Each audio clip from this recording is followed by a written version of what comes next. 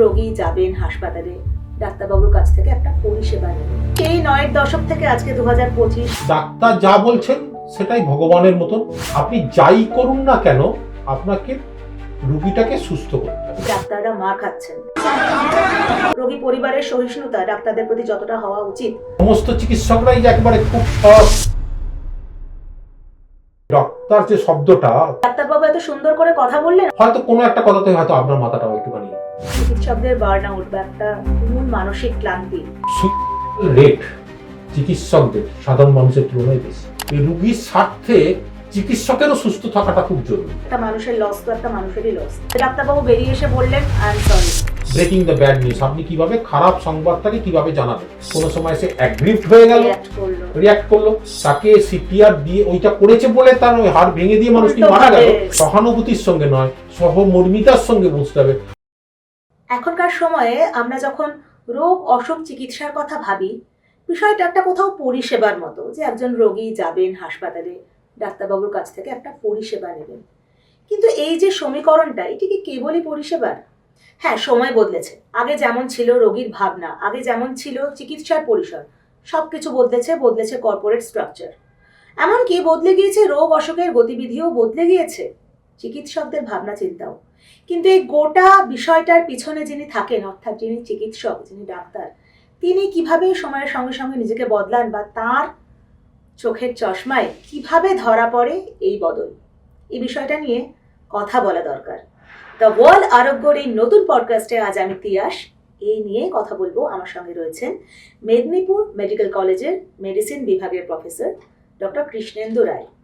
তিনি 3 দশকেরও বেশি সময় ধরে গোটা রাজ্যের একাধিক জায়গায় বহু রোগী দেখছেন এবং এই যে বললাম চিকিৎসা রোগীর সমীকরণের যে অধ্যায়, তার বদলগুলো খুব কাছ থেকে দেখেছেন। তার কাছে কিছু কথা শুনে নেব। Welcome doctor. নমস্কার। যেটা বললাম, একজন চিকিৎসক হিসেবে আপনি এত বছর ধরে কাজ করছেন। আপনার চিকিৎসার শুরু 1993 সেই সময় থেকে। তো সেই 9-এর দশক থেকে আজকে 2025 আপনি এত চিকিৎসা করছেন, এত রোগী দেখছেন। আপনার দৃষ্টিভঙ্গির বদলটা আপনার চোখে কিরকম? আপনি কতটা বদলেছেন? এটার তো বোধহয় সহজ উত্তর কিছু দেওয়া খুবই মুশকিল।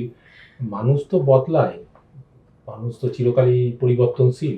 একজন পেশাদার হিসেবে বদলটার কথা আমি বলছি। দেখুন, যখন আমরা প্রথম ছাত্রাবস্থায় ডাক্তারি, এখনো হয়তো তাই, চিকিৎসা এতে ছাত্র ছিলাম, তখন তো আমাদের স্বপ্ন সবাইকারই একই রকমই থাকে যে বোধহয় একটা সেবা করব, চিকিৎসার মানুষের পাশে গিয়ে দাঁড়াবো। সময়ের সঙ্গে সঙ্গে একেবারে পাল্টে গেছে এমন বলা যায় না, তবে কিছুটা তো বদল ঘটেইছে। এই বদল ঘটাটার পিছনে অনেকগুলো কারণও থেকে গেছে। যেমন ধরুন, একটা সময় আমরা চিরকালই যখন ছাত্রাবস্থায় ছিলাম, তখন যে রুগীদের সঙ্গে ডাক্তার যা বলছেন সেটাই ভগবানের মতন। যা কথা বলছেন, অর্থাৎ ডাক্তার একজন অথরিটেটিভ ফিগার, তিনি যা বলছেন ওটাই ধ্রুব সত্য। এখন কিন্তু ঠিক ওই রকমটাই নয়। এখন আপনার কাগজ আছে, ইলেকট্রনিক্স মিডিয়া আছে, ইন্টারনেট আছে, জ্ঞানের পরিধি বেড়েছে। এর ভালো দিক আছে, নিশ্চয়ই ভালো দিক আছে, আপনি জানতে পাচ্ছেন। তার ফলে তার পরিবর্তনটাও পড়েছে। একটা সময় এটা চিকিৎসাটাকে শুধুমাত্র সার্ভিস সেক্টর বলেই ধরা হতো। পরবর্তীকালে চলে এসছে কনজিউমার প্রোটেকশন অ্যাক্ট আসার পর থেকে আপনার রুগী ডাক্তারের সম্পর্কটা দাঁড়িয়ে গেছে অনেকটা কনজিউমার একজন ক্লায়েন্ট, গ্রাহক পরিষেবার মতন হয়ে গেছে। তার ফলে তার পরিপ্রেক্ষিত তো পড়েছেই। আপনার ক্ষেত্রে একটা সময়ে আপনি যখন ছোটবেলাতে থাকেন, তখন আপনার কাছে টাকা পয়সা, পারিবারিক ওইসবগুলো অতটা গুরুত্বপূর্ণ হয়ে ওঠে না। বয়স বাড়ার সঙ্গে সঙ্গে দায় দায়িত্বর মধ্যে চলে আসে, তার পরিপ্রেক্ষিতেও কিছু তো পরিবর্তন ঘটতেই থাকে। সুতরাং পরিবর্তন ঘটেনি এ কথা বলা যায় না, সেটা তাদের সত্যের অপলাপ হবে। পরিবর্তন হয়েছে, কিন্তু এই প্রফেশনটা, অর্থাৎ এই চিকিৎসা প্রফেশনটার একটা ইনহারেন্ট, একটা নিজস্ব ভালো দিক আছে। সেই ভালো দিকটা হচ্ছে, আপনি যাই করুন না কেন আপনাকে রুগীটাকে সুস্থ করতে হবে, ভালো করতে হবে। ওটাই কিন্তু আপনার শেষ লক্ষ্য। আপনি প্র্যাকটিস করছেন, আপনি যদি কোনো কোনো চিকিৎসক তার প্র্যাকটিস ভালো হতে পারে না তিনি যদি অপচিকিৎসা করেন, খারাপ চিকিৎসা করেন। তারা তো দুদিন ভুল চিকিৎসা করে দুটো রোগী হতে পারে হয়তো, কিন্তু দিনের শেষে কিছুদিন বাদে মানুষ বুঝে যাবেন যে চিকিৎসা করছেন না, আপনার কাছে রোগী আসবেন না। সুতরাং আলটিমেটলি কিন্তু আরেকটা দিক হচ্ছে যে এই প্রফেশন হয়তো বা আপনারা অনেকে কেউ বলেন হয়তো যেটা নোবেল প্রফেশন, আমি মনে করি তা নয়। নোবেল যে কোনো প্রফেশনই নোবেল, তার দিক দিয়ে নোবেল। চিকিৎসাও একটা প্রফেশন, তার দিক দিয়েও নোবেল। কিন্তু এই প্রফেশনটাই হয়তো বা একটি প্রফেশনের কয়েকটি প্রফেশনের মধ্যে একটি প্রফেশন, যে প্রফেশনেতে আপনি সারা জীবন ধরে যা শিখেছেন সেই শেখা এবং অভিজ্ঞতার নিরিখে আপনি তা উৎসর্গ করতে পারেন মানুষের কাজে। কেননা আপনি আজকালকার দিনে আপনি যদি দেখেন, আমাদের সময়ে যারা একটু ভালো পড়াশোনায় ছিল তারা বেশিরভাগ ক্ষেত্রেই যে জয়েন্ট এন্ট্রান্স দিত, ডাক্তারিতে যাচ্ছে, ইঞ্জিনিয়ারিং যাচ্ছে, কিছু ভালো ছেলে খুব ভালো ভালো ফিজিক্স, কেমিস্ট্রি, ম্যাথমেটিক্স এসব অনার্স পড়তো। তো এবার দেখুন আপনি এখনকার দিনে পাল্টে গেছে কিরকম, ইঞ্জিনিয়ারিং এর যারা ভালো ভালো ছেলে পিলে তারা আইআইটি পাস করার পরেতে তারা চলে যাচ্ছেন হচ্ছে ম্যানেজমেন্ট করতে, এবং এই ম্যানেজমেন্ট করার পরেও তারা কিন্তু সকলেই তাদের ওই কারিগরি বিদ্যার জায়গাতে নেই, ওর জায়গাটাতে খালি করে তারা অন্য জায়গাতে চলে যাচ্ছে। কেউ হয়তো ব্যাংকিং সেক্টরে, কেউ ফিনান্সিয়াল সেক্টরে। সুতরাং তারা যে কোর জিনিসটা নিয়ে পড়া করে এলেন তার কিন্তু জায়গাটা অনেক কমে যাচ্ছে। কিন্তু চিকিৎসা বিজ্ঞানের সঙ্গে যারা জড়িত আছেন তারা কিন্তু এই হয়তোবা কয়েকটি প্রফেশনের মধ্যে একটি প্রফেশন, যে প্রফেশন কিন্তু আপনি যে শিক্ষা দীক্ষা নিয়ে এতদিন বড় হয়েছেন এবং যে অভিজ্ঞতা আপনি সঞ্চয় করেছেন তার পুরোটাই কিন্তু আপনি উৎসর্গ করতে পারছেন সেই চিকিৎসার মধ্যে। শিক্ষার ব্যবহারিক প্রয়োগ একেবারেই থাকছে। খুব কম হয়তো একাধজন হয়তো ম্যানেজমেন্টে যাচ্ছেন, কিন্তু বেশিরভাগ মানুষটাই কিন্তু তারা চিকিৎসার স্বাস্থ্যের সঙ্গেই জড়িত আছেন। তারা এতদিন ধরে যা শিখে এসছেন তারই ফল প্রয়োগ করছেন, ফলিত ব্যবহার করছেন। এই যে রোগী চিকিৎসক সম্পর্ক, একটা সময় এটা অথরিটেটিভ ছিল এবং ডাক্তার ভগবান, সম্পর্কের সমীকরণও বদলেছে, তার হাজার কারণ আছে। ইদানিং আমরা এরকমও খবর পাই যে অনভিপ্রেত কিছু ঘটে গেলে ডাক্তাররা মার খাচ্ছেন, এমন ঘটনাও বারবার ঘটেছে, যেটা কিনা মানে যে সময়টা দিয়ে আমরা শুরু করলাম সেখান থেকে ভাবনার বাইরে। তো এই যে সম্পর্কের বদল, আমি যদি অবক্ষয়ই বলবো আর কি, তো সেইটা কি আপনি সত্য বলে মনে করেন? বা রোগীদের সহিষ্ণুতা, রোগী পরিবারের সহিষ্ণুতা ডাক্তারদের প্রতি যতটা হওয়া উচিত সেটা কি কোথাও নষ্ট হয়ে গিয়েছে? খুব সরল রেখায় হয়তো এই উত্তর দেওয়া মুশকিল। আপনি যে সমাজে বাস করেন সেই সমাজের কাঠামোর মধ্যেই তো আপনিও একটা অংশ। চিকিৎসক তো কোনো সমাজ বহির্ভূত জীব নয়। তাই কোনো সমাজের যদি পঙ্কিলতা থাকে চিকিৎসকের গায়ে লাগবে না এমনটাও ঘটনা হতে পারে না। তাই সমস্ত চিকিৎসকরাই যে একেবারে খুব সৎ, একেবারে সব ঠিকঠাক করছেন এ কথা যেমন বলা যাবে না, তেমনি এই মানুষদের মধ্যেও ধৈর্যচ্যুতির সম্ভাবনা অনেক বেড়েছে। এখন ইন্টারনেটের যুগ, তারা বাইরে থেকে জানতে পাচ্ছেন অমুক জায়গাতে অমুক চিকিৎসা হচ্ছে, আমি তাহলে কেন পাচ্ছি না।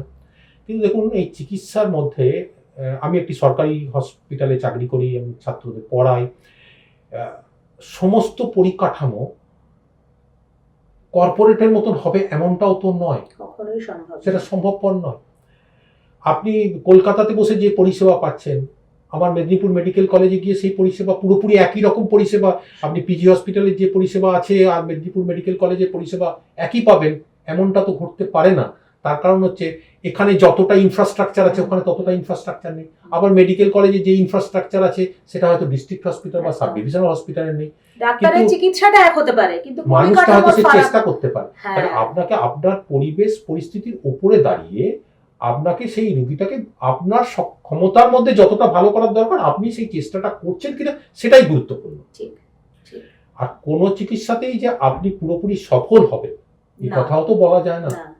এবং এই বলা না যাওয়ার জন্য, এবং আগে ছিল ডাক্তারবাবু যা বললেন সেটাই মেনে নিতাম, এখন তো আর সেটি হচ্ছে না। এখন আপনি ইন্টারনেট থেকে দেখে আসতে পাচ্ছেন কি কি জিনিস আছে।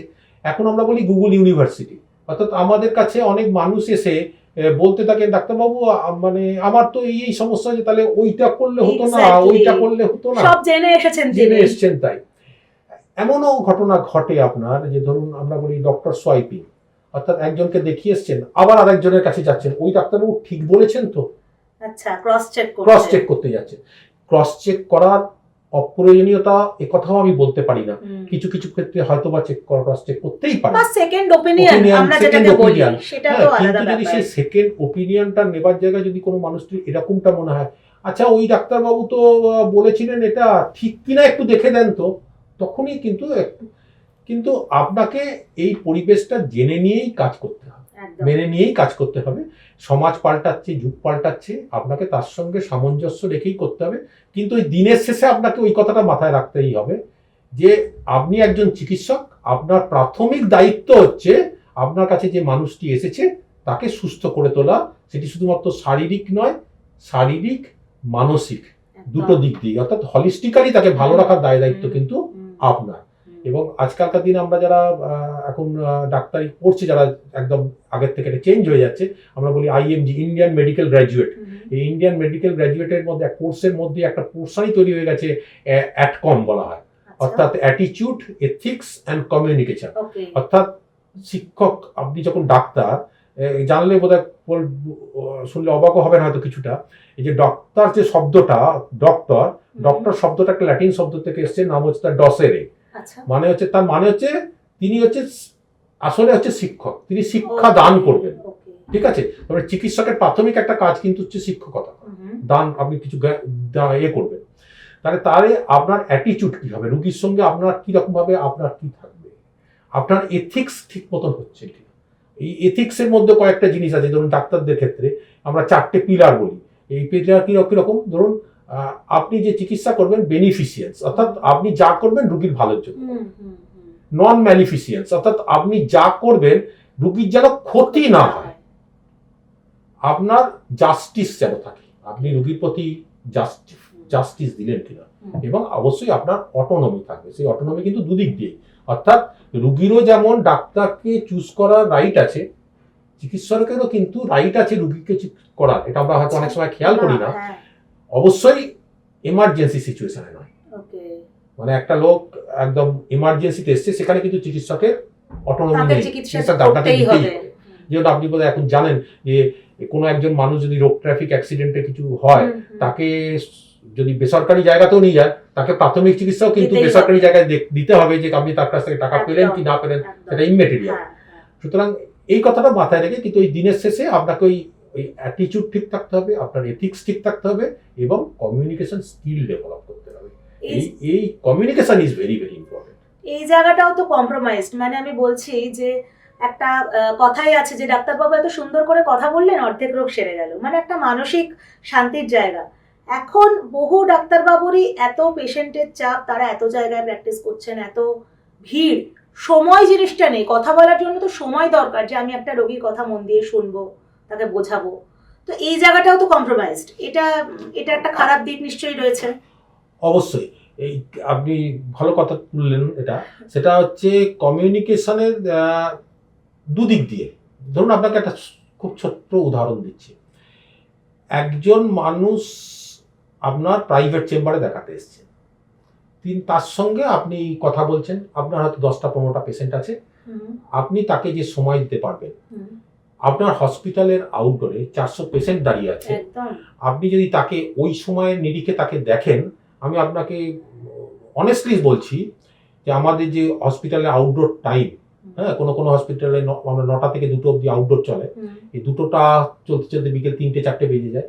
এবং আপনি যদি সত্যি যদি প্রত্যেকটা পেশেন্টকেই যদি 5 মিনিট করে সময় দেন, তাহলে আপনার 24 ঘন্টাতেও একটা আউটডোর শেষ হবে না, একদম সেটা সম্ভবপর না। সুতরাং কোনো না কোনো জায়গায় আপনাকে কিন্তু কম্প্রোমাইজ করতে হবে। ইভেন এটা কিন্তু আবার উল্টো দিকও আছে। যেমন ধরুন আপনি যদি একজন মানুষকে যদি আউটডোরে বসে অনেকক্ষণ সময় ধরে দেখতে থাকেন, আপনার পিছনে রুগীও আপনাকে তখন বিরক্ত হয়ে বলবে, ডাক্তারবাবু ওকে ছাড়ছে না কেন, আমার হচ্ছে না কেন। সুতরাং আমাদের ক্ষেত্রে যাদের এগুলো হচ্ছে অভিজ্ঞতার সঙ্গে সঙ্গে নির্ভর করে। আপনি রুগীর সঙ্গে যখন কথা বলতে শুরু করবেন, আপনি কয়েকটা কথা বলেই বুঝতে পারবেন যে তার সমস্যাটা কোন জায়গাতে আছে। এটা বয়সের সঙ্গে সঙ্গে তার অভিজ্ঞতার সঙ্গে সঙ্গে বাড়তে থাকে। যেটা জুনিয়র ডাক্তারের পক্ষে হয়তো একটু সমস্যা, যত সিনিয়র হবেন আপনার অভিজ্ঞতা বাড়বে। তার সঙ্গে সঙ্গে আপনিও বুঝতে পারবেন কাকে কম সময়ের মধ্যে করে দেওয়া যায়, কাকে আর একটু বেশি সময় দিতে হবে, সেইভাবেই আপনাকে অ্যাডজাস্ট করতে হবে। কিন্তু অবশ্যই আপনাকে কমিউনিকেশন ভালোভাবে কথা বলা তো পয়সা লাগে না, এটা তো ঠিক কথাই। কিন্তু এবং এটার বিকল্পও নেই, না, একেবারেই কোনো বিকল্প নেই। কি দিয়ে রিপ্লেস করব? কিন্তু কি হয় আপনাকে বলি যে আপনি ধরুন বাড়িতে একটা সমস্যার ফেস করে এসেছেন, এরকম তো নয় সুইচ অন আর অফ না, এবং ডাক্তারবাবু তো মানুষ, রক্ত মাংসের মানুষ। আপনার বাড়িতে বা আপনার কোনো একটা সমস্যায় পড়ে হ্যাঁ। আপনি গেছেন, আপনার মেজাজটা বিক্ষিপ্ত হয়ে আছে, এবার আপনি হসপিটাল বসে আউটডোরে পেশেন্ট দেখতে বলেছেন, হয়তো কোনো একটা কথাতে হয়তো আপনার মাথাটাও একটুখানি, সুতরাং একেবারেই যে মানে তখন হয়তো আপনি একটু উচ্চস্বরে কথা বললেন, সেটা পেশেন্টের মনে লাগলো। সুতরাং যে হয় না এই কথা বলবো না, এবং ওই সুইচ অন অ্যান্ড অফও তো হয় না। সুতরাং যতটা পারা যায় ততটা চেষ্টা করতে হবে, অন্তত পক্ষে গুড কমিউনিকেশন। এবং সেই জন্যই আমাদের ছাত্রদেরকেও আমরা ওই কমিউনিকেশন স্কিল ডেভেলপ করার জন্য সবসময়তেই চেষ্টা করছি। আর কাজের চাপ যত বাড়বে তত তো মানুষ আস্তে আস্তে আবার ওই বার্ন আউট একটা সমস্যা হয়তো আপনি পরে হয়তো শুনবেন কখনো যে ফিজিশিয়ানসদের বার্ন আউট হয়ে যাচ্ছে। ইনফ্যাক্ট আমার প্রশ্নেই আছে এটা আচ্ছা পরবর্তী। আচ্ছা, তো সেই জন্য মানুষের কমিউনিকেশন খুবই গুরুত্বপূর্ণ, খুবই গুরুত্বপূর্ণ। এই জায়গাটাতে যখন এলাম, এই যে চিকিৎসকদের বার্ন আউট বা একটা তুমুল মানসিক ক্লান্তি, যেটা নিয়ে আমরা যখন একজন ডাক্তারবাবুর কাছে যাই, আমরা কখনোই বোধহয় এটা ভাবি না যে তিনি একজন মানুষ, তারও অসুস্থতা রয়েছে বা মানসিক কষ্ট রয়েছে। এই জায়গাটার সমাধান কি বা এইটার ব্যালেন্স একজন ডক্টর হিসেবে আপনি কিভাবে করা যায় বলে মনে হয়? আপনি বোধহয় জানলে অবাক হয়ে যাবেন যে সারা বিশ্ব জুড়েই, এখন ভারতবর্ষে তো বটেই, সুইসাইডাল রেট চিকিৎসকদের সাধারণ মানুষের তুলনায় বেশি। ও মাই গড। ওকে। তার কারণ হচ্ছে চিকিৎসকরা অত্যধিক শারীরিক এবং মানসিক চাপের মধ্যে রয়েছে। ওকে। তার কারণ হচ্ছে সেটা শুধুমাত্র শুধুমাত্র তো আপনি চিকিৎসক হিসেবে চিকিৎসা করেন এমন নয়, এখন বিভিন্ন রকমের প্রজেক্ট হয়, তাদের অ্যাডমিনিস্ট্রেটিভ দায়িত্ব সামলাতে হয়, এখন আপনাদের পারিপার্শ্বিক কিছু চাপ তৈরি হয় চিকিৎসকের ওপরে, সেই সবও আপনাকে সামলাতে হয়। আপনার ইনফ্রাস্ট্রাকচার যা আছে তার মধ্যে আপনাকে কাজ করতে হয়, কেউ বেশি কাজ করছে কেউ কম কাজ করছে, সেইটা সামলাতে হয়, সমস্ত জায়গাতে সামলাতে হয়। তাহলে এই সব কিছু সামলানোর ফলে সেই মানুষটির ওপরে একটা অত্যধিক চাপ তৈরি হয়, সেটা তাকে আমরা বলি বার্নআউট। সেটা শুধুমাত্র ফিজিক্যাল নয়, ফিজিক্যাল যেমন হয়, শারীরিক যেমন হয়, তার ক্ষেত্রে মানসিক সমস্যাও তৈরি হয়ে যাচ্ছে। এবং সেই কারণে আজকালকার দিনে আমরা চিকিৎসকদের ক্ষেত্রে, ছাত্রদের ক্ষেত্রে ঢুকলেই একটা গেট কিপার ট্রেনিং বলি আমরা, অর্থাৎ তাদের মানসিক স্বাস্থ্য ঠিক আছে কিনা সেটা দেখার চেষ্টা করছি। আমরা চেষ্টা করছি যে তাদেরকে বলতে যে আপনারা শুধুমাত্র এই চিকিৎসা ছাড়া আরও অন্য কোনো ভালো হবির মধ্যে নিজেকে নিযুক্ত করুন, অন্য কোনো কাজের মধ্যে নিযুক্ত করুন, যাতে আপনার অবসর সময়টা চিকিৎসার বাইরে গিয়ে আপনার সারাদিন এই রুগীকেন্দ্রিক জীবন না হয়, আপনি অন্য কিছু একটা ভালো লাগার জায়গাকে নিয়োগ করুন, যাতে সেই ভালো লাগাটা পরবর্তীকালে আপনার এখানে তো তার এফেক্ট পড়ে। কারণ এটাকে লিঙ্ক হয়ে যায়, মানে আপনি যদি শারীরিকভাবে বা মানসিকভাবে ক্লান্ত হন, তাহলে আপনার চিকিৎসাতেও সেই এফেক্টটা পড়বে, আপনি রুগীকে ঠিক মতন চিকিৎসাও করতে পারবেন না। তার ফলে রুগীর স্বার্থে চিকিৎসকেরও সুস্থ থাকাটা খুব জরুরি, ভীষণ জরুরি। তাই বার্নড আউট কাটিয়ে ফেলা খুবই খুবই জরুরি হয়ে উঠেছে। সেই কাজটা শুধুমাত্র চিকিৎসকের নয়, যারা অ্যাডমিনিস্ট্রেশনে আছেন, যারা এই হেলথ পলিসি ঠিক করছেন, তাদেরও মাথায় রাখতে হবে যে আপনি এতগুলো বেশি রুগী দেখতে পারবেন না, মানে আপনার পক্ষে ক্ষমতা নয়, তাহলে মানে আপনাকে কি করতে হবে, আপনাকে ম্যান পাওয়ার বাড়াতে হবে, তাদের সেইভাবে ট্রেনিং দিতে হবে, কমিউনিকেশন স্কিল যাতে বাড়ানো যায়, যেটা আমরা শুরু করা হচ্ছে সেগুলোও যাতে ঠিক মতন হয়। এইভাবে বার্নড আউটের পরিমাণ করতে হবে, এবং চিকিৎসকদের অবশ্যই অন্য কিছুর মধ্যে নিজেদেরকেও নিযুক্ত করতে হবে। এই এত বছরের আপনার চিকিৎসার অভিজ্ঞতায় নিশ্চয়ই যেমন বহু মানুষকে সারিয়ে তুলেছেন, বেশ কিছু ক্ষেত্রে হয়তো সেরে ওঠেননি তিনি, হয়তো মারা গেছেন, বহু খারাপ মুহূর্তে এসেছে, এবং যতই এটা একটা পরিষেবা হোক না কেন ডাক্তার রোগী, তারপরেও দুপক্ষই তো মানুষ, একটা মানুষের লস তো একটা মানুষেরই লস, এবং তার উল্টো দিকে আপনি চিকিৎসক হিসেবে রয়েছেন। এই সিচুয়েশনগুলো কতটা কঠিন হয় বা কিভাবে সামলানো সম্ভব, এটা থেকে বেরোনো যায় কি? রুগী ডাক্তার মানে আমরা যখন বলি, আপনি চিকিৎসক হিসেবে রুগীকে রুগী হিসেবে দেখবেন, একেবারেই পুরোপুরি তার মধ্যেই ঢুকে যাবেন না, তাহলে কিন্তু পরে কিন্তু আপনাকে অ্যাডজাস্ট করতে আপনি পারবেন না। তার কারণ ধরুন আপনার হসপিটালে আপনার একসঙ্গে অনেক পেশেন্ট রয়েছে, সব মানুষ তো অমন নয়, কিছু মানুষ তার শারীরিক কারণেই মারাও যাবেন। আপনি এবার সেইটাতে যদি বেশি ইনভলভ হয়ে যান, তাহলে পরবর্তী পেশেন্টকে চিকিৎসা করতে গিয়ে আপনার সমস্যা তৈরি হবে। এটা যেমন একটা দিক। আর একটা দিক হচ্ছে রুগী মারা গিয়ে যার যান, তার তো একটা বাড়ির লোকেদের একটা বিরাট লস, তার ক্ষেত্রে তো একটা অন্যরকম জিনিস। তো তাকে বলাটার দায়িত্ব কিন্তু ডাক্তারকে পালন করতে হবে। তিনি সেই মুহূর্তের জন্য অ্যাগ্রিভড হতে পারেন, একদম সেটাকেও আপনাকেই হ্যান্ডেল করতে হবে। এবং সিচুয়েশন তো সবসময় সিনেমার মতো হয় না যে ডাক্তারবাবু বেরিয়ে এসে বললেন আই এম সরি, এইটুকুতে তো একটা সরিতে তো গোটা সিন সামলানো যায় না। এগুলো আমাদের কিন্তু এখন ছাত্রদের পড়ানোর সময় মানে আছে, breaking the news, bad news.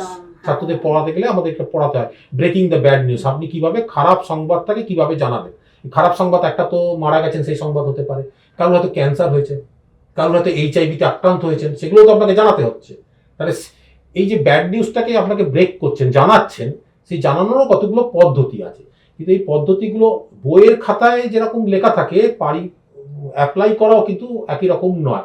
যেমন ধরুন এই বইয়ের খাতাতে আছে প্রোটোকল আছে, স্পাইকস প্রোটোকল, ব্রেক প্রোটোকল, এসব প্রোটোকলস আছে। প্রোটোকল মানে কি, আপনাকে একটা বেশ একটা ঘর দিতে হবে, যে ঘরটাতে কোনো শব্দ ফব্দ নেই, বেশ একটু শান্ত নিরিবিলি জায়গায়, সেখানে মানুষটিকে আনতে হবে, তার বাড়ির লোকটিকে বলতে হবে আপনি কি কিছু জেনেছেন, বুঝেছেন, অর্থাৎ তার সম্পর্কে অ্যাসেসমেন্ট করতে হবে।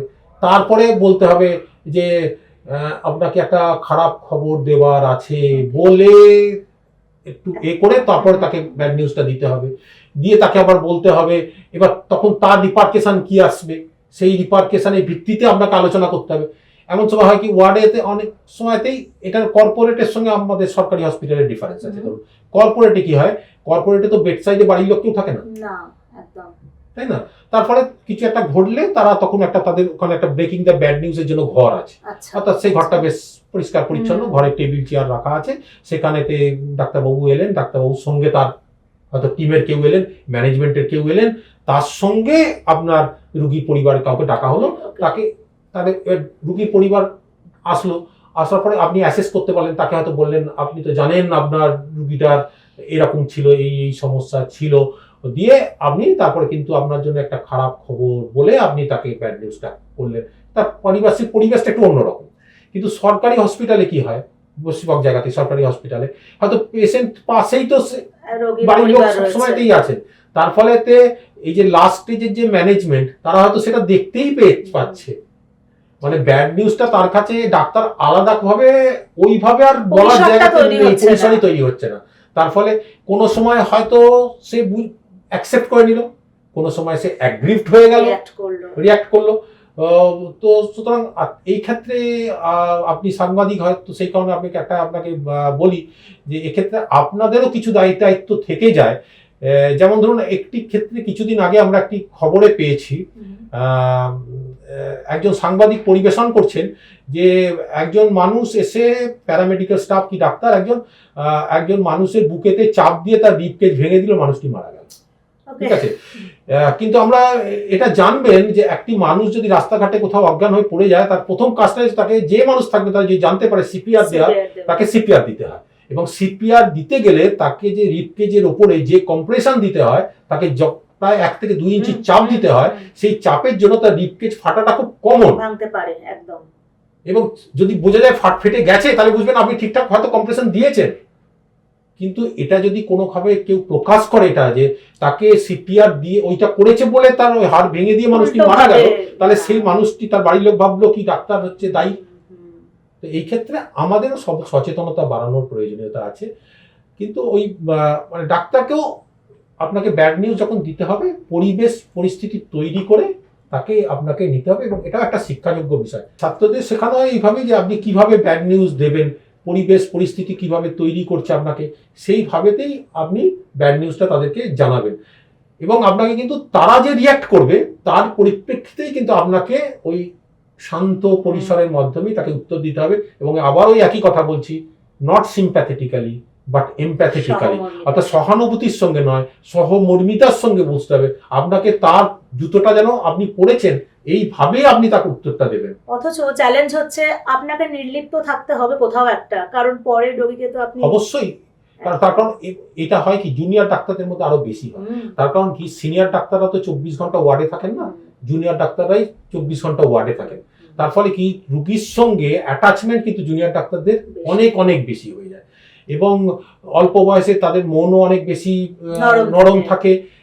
সময় অভিজ্ঞতাও কম থাকে। হ্যাঁ। তার ফলে কি একজন মানুষ মরে গেলে সে ভাবে আমি এত চেষ্টা করলাম তারপরে মানুষটা মারা গেল, সে মরালি খুব ডিপ্রেসড হয়ে যায় সেই মুহূর্তের জন্য। একদম। তার ফলে তাকে কিন্তু তখন তার অন্য বন্ধুদের, তার Support কলিগদের করতে সাপোর্ট হবে। দেওয়ার দরকার, যে ঠিক আছে তুই ইউ হ্যাভ ডান এ লট, তুই অনেক চেষ্টা করেছিস, তা সত্ত্বেও মানুষটি মারা গেছে, অন্য আরেকজন যাকে আছে তাকে আমাকে বাঁচানোর জন্য চেষ্টা করতে হবে। সুতরাং পাশের জনকে চিকিৎসা করার জন্য আবার ঝাঁপিয়ে পড়তে হবে, এই কাজটা করতে হবে। এটাও কিন্তু আমাদের জানার শেখার বিষয় যে একজন ডাক্তারের কাছে আমরা চিকিৎসা যে নিচ্ছি, তিনি নিজেও কত কিছু শিখছেন, জানছেন, বুঝছেন এবং কিসের মধ্যে দিয়ে যাচ্ছেন। ডাক্তার চিকিৎসা মানে শুধুই একটা প্রেসক্রিপশনে লেখা কিছু শব্দ বা কিছু ওষুধ নয়, এটা একটা বোঝাপড়ার, বিশ্বাসের, ধৈর্যের জায়গা। এবং আমার মনে হয় আজকে যারা এপিসোড দেখছেন বা দেখলেন, পরে যারা ডাক্তারবাবুর কাছে চিকিৎসা নিতে যাবেন বা কোনো হাসপাতালে যাবেন, কোটাটা হয়তো শুধুই একটা কাগজে প্রক্রিয়া থাকবে না, তার মধ্যে একটু মানবিক বোধও মিশে থাকবে। ডক্টর রায়কে অনেক ধন্যবাদ আমাদের এত সুন্দরভাবে, সংবেদনশীলভাবে বিষয়টি বুঝিয়ে দেওয়ার জন্য। এই এপিসোড আপনাদের ভালো লাগলে লাইক করুন, কমেন্টে মতামত জানান, শেয়ার করুন এবং অবশ্যই দেখতে থাকুন দ্য ওয়াল, কারণ খবর এখন এখানেই।